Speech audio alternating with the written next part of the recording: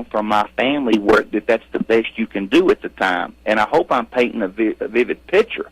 If they pull the assets back after they've established around a city, and the artillery, the tanks, and the heavy armor is facing away from the city, that they are prepared to take a limited nuclear blast over the city, or the release of a biological or chemical weapon, WMD, released on that city. And I can't get any more simpler in saying that. And how could you add something to that biblically, Billy? Well, let me go back for a minute and talk about Katrina just for a second, because I was down there in the aftermath of it, and I told you I went down there and worked.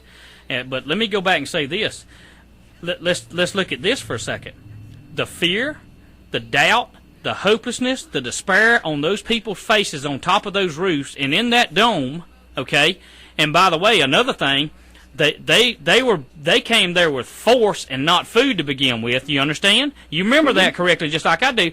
And even these bought-out propagandists on Fox News, I'll name them both, Shepard Smith and Geraldo, even though they were sent down there to cover it, according to the way the elitists said to cover it, they broke down. Shepard Smith was about to lose his, and Geraldo too, over the babies and everything. And they had already been preconditioned as journalists to tell it like it was supposed to be told as a cover-up, but they lost it. They literally lost it because of the death, hell, and destruction that they saw, and that was on a limited scale. Can you imagine, American people, if that were to take place in Atlanta or L.A., or for that matter, New York again? Could you imagine the hopelessness, the despair, and the fearfulness, and the frightfulness, and absolutely, I've said it again, the people literally snapping and losing their mind over this situation? That's what I see occurring in a possible scenario. Now, I did see it in Katrina. My God, when I got down there to do the rebuilding, I saw death, hell, and destruction, okay? I wasn't in the middle of the destruction. I saw the aftermath. I saw the hopelessness on the people's faces. I talked to people that had the hopelessness in their hearts, that couldn't get their insurance checks, that couldn't get the people to do what they needed to do. I know beyond a shadow of a doubt about the American citizen that were in a war zone-like scenario, and then you had these people coming and taking their only line of defense, their weapons. I know beyond a shadow of a doubt that they bruised up a lady. So what I'm saying is this: the American people had better know and understand that these 30-day resets, 24-hour resets, 12-hour resets, they are something to be very considered. And I'll go back to that because I want to make sure I beat that horse till it gets to knowing it shouldn't need to buck anymore. This is something the American people need to consider. And by the way, you and I are not doing this to make money. You and I are not doing this to promote ourselves. You and I are doing this because we care about people, and what we want people to know and understand is that we don't want to see the people perish no more than God wants to see them perish. And having said that, you're listening to Z600, Kalispell, Montana, KGEZ, The Edge. You're listening on the internet, z600am.com, and I'm visiting with a good friend of mine, the General. Go ahead, General. I'm going to give you 10 more minutes, and I'm going to let you go, and I'm going to take calls. Well, good. I'm starting to get hungry. We want to keep Mr. Stokes going on his time frame there. Look, there's something you did hit on this. Go back. They can find footage on the internet, and it would be worth it watching how they let. I come out of death and destruction of some of the most horrible ways of death you can imagine. Stood in the blood, and I'm not desensitized, but I don't get worked up over it unless it comes to my house, and then I'm very concerned. But speaking as if it's not here yet enables me to be more in the briefing mindset. Billy, you saw those effects of the people that were huddled up on them overpasses, hoping that they didn't end up drowning, hoping then they were scared of the violent marauders that were running around, and then they had to be scared of the mercenaries running loose down there. And you know there was testimony and statements given from credible sources. There was violence from sources that shouldn't have been violent.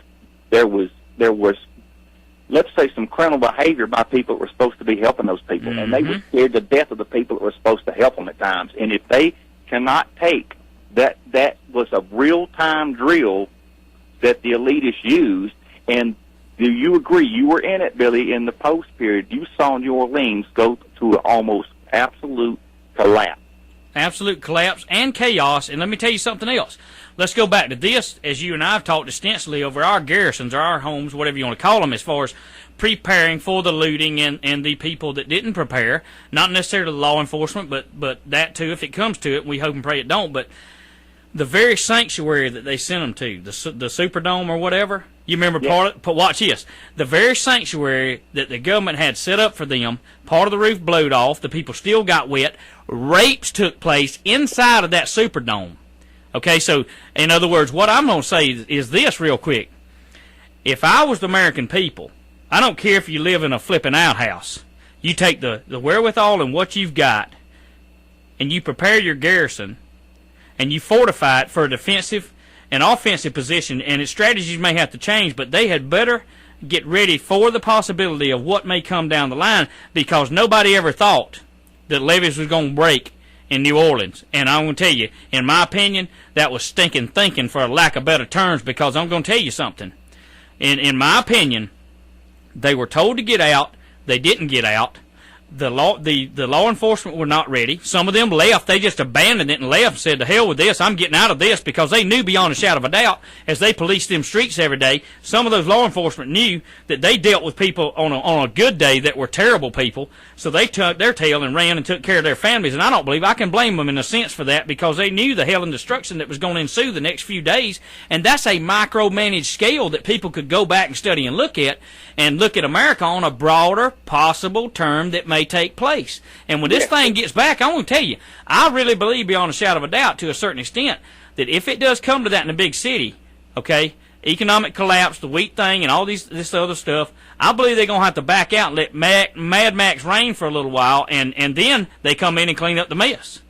Do you know what some of the classified command response plans that have been rewritten and rolled over are to allow, and they used it globally so they wouldn't get their butt lit on fire for using the USA as a home ground, but allowing some large populated urban areas maintain a tight land and air support perimeter, and let them fight it out under the clause that they will lose too many of their assets and personnel, or if it was a WMD involved in it too, or it just collapsed like New Orleans and so forth, and to allow them to fight internally. Because remember, the statistics that the feds have, and it goes back from the Mossad in Israel, the British Intel, the CIA, NSA, and Black Ops DOD, Billy, they've studied this as long as you've been alive. And if internal violence, starvation, and dysentery kill far greater people more than the actual security forces engaging you as a civilian, what do you think would be their best strategy in the long run to allow, and then they keep their personnel safe and intact? Absolutely. They'll set up an outside perimeter. They'll let nothing in and nothing out, and they'll let them fight it out. And then once the dust settles, they'll go in there and clean up. And when you were saying that, I was thinking about this. You think about this, and I got about 4 minutes, and I got to let you go. I'm going to say this quick. I know beyond a shadow of a doubt, while Russia did not win in Afghanistan, their bodies were not acclimated to digest that food. The supply lines and supply lanes got cut off. Okay, they began to get dysentery, and after 11 years, they turned their tail and went home. And these are a tribal people they were trying to fight, and they had sophisticated weapons and all that, and they couldn't do it. And I'm going to tell you something. Let's bring that to a civilian level.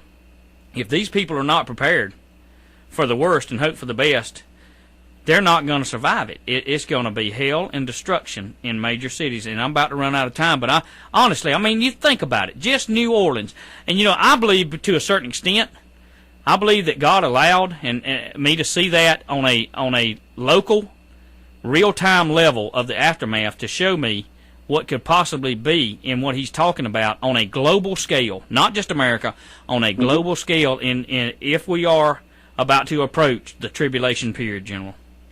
Yes, and you think a lot of the UN troops will have to be back in their home countries as this spreads global.